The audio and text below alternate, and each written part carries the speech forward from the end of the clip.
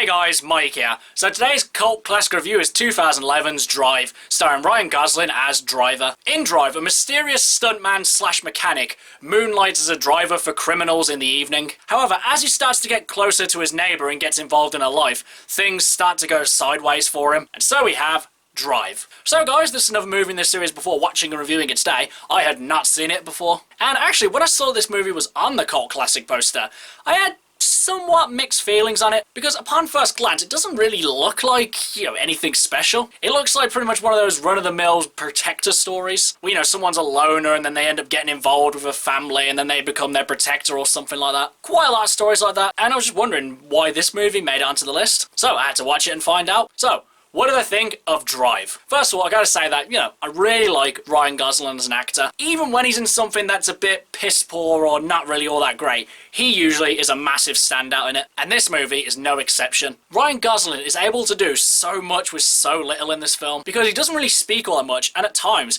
he barely does anything either. Someone will be talking to him and he'll just be staring blankly at him, but he's able to convey so much information without really doing anything. That might be the reason, because he's not really doing anything. You kind of have to make it up in your own head. So when he's standing there looking at someone, you're thinking, oh, he might want to hurt them, or he's just really trying to listen to every word they're saying, or he's a bit intimidated by them and he's trying not to show it. Just anything like that. But when he does kind of come out of his shell and start to let people know a bit more about himself, again, he really shines. And his relationship with Nancy Mulligan's character, Irene, who, after actually watching the movie, I looked up to see if she was in anything that I actually had seen before, and I saw that she was Sally Sparrow in one of my all-time favourite Doctor Who episodes, Blink. And actually, if you haven't seen that episode, then I would highly recommend it. But anyway, I'm getting a bit off track. Let's get back to Drive. The relationship that Driver and Irene had was excellent. And really, rom-coms aren't normally my main go-to for films. I'll watch a decent one, but I don't exactly sit there and think, I want to watch a good rom-com. But for me, their relationship was one of the highlights of this film. And for me, this is because one of Drive's strongest qualities is its effective use of pauses. With these kind of relationships in movies, they always know what to say, and they always have this back and forth flirty chemistry where one person says something and then the other one immediately responds. But instead, Drive goes for something a bit different. One person speaks and there'll be this long pause in between, like a good 5 or 10 seconds before anyone even says anything. And the characters are just standing there, either a bit awkward or just smiling at one another.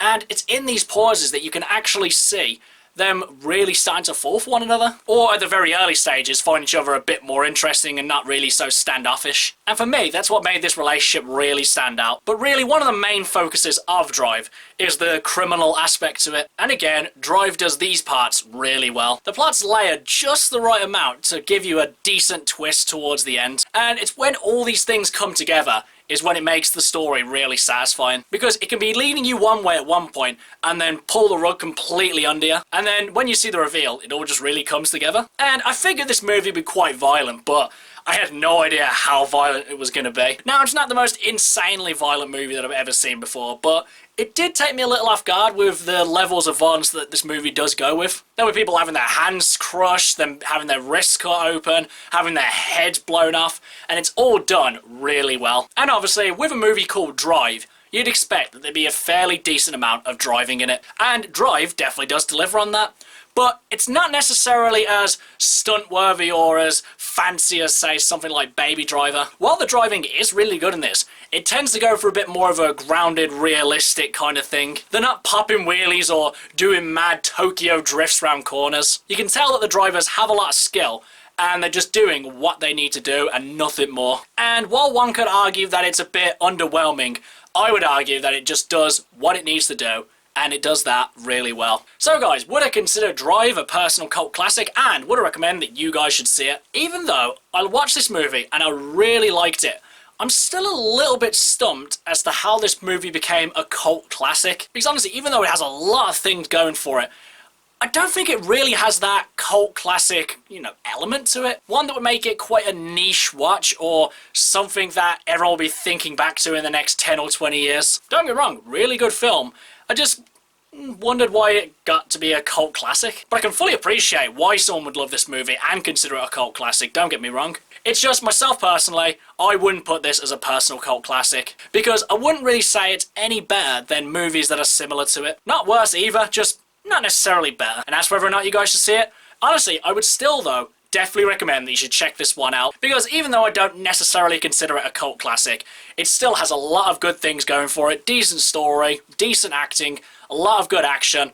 It just pretty much has something for everyone. And really, there are definitely worse films that you could be watching. Okay guys, that's my cult classic review of Drive. Do you love it? Do you hate it? Whatever you think, drop it in the comments below. Until next time, I've been Michael. See ya!